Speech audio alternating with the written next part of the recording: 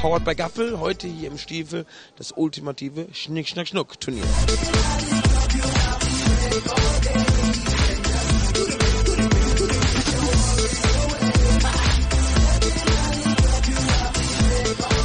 Entweder kannst du gut spielen oder du kannst gut wetten. Du musst immer auf Sieger setzen.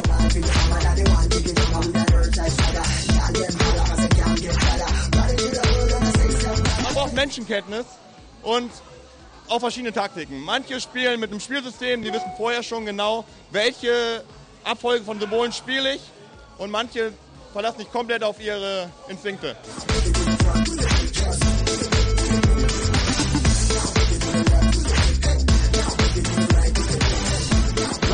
Schnick, schnack, schnuck. Schere, Schneide, Papier 1:0.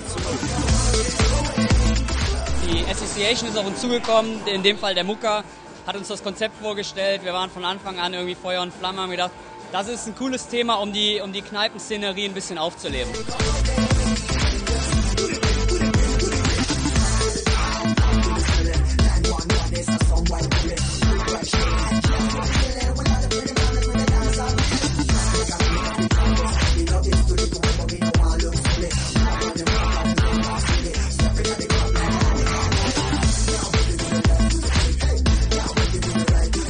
Ausdauertraining ist ganz wichtig. Wir gehen jeden Tag joggen, mein Mental Coach und ich.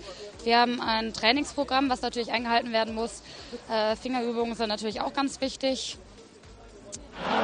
Ja, vor allem Kampfwillen, Durchhaltungsvermögen, und wenn man mal einen Rückschlag erleidet, nicht aufgeben und einfach an sich glauben.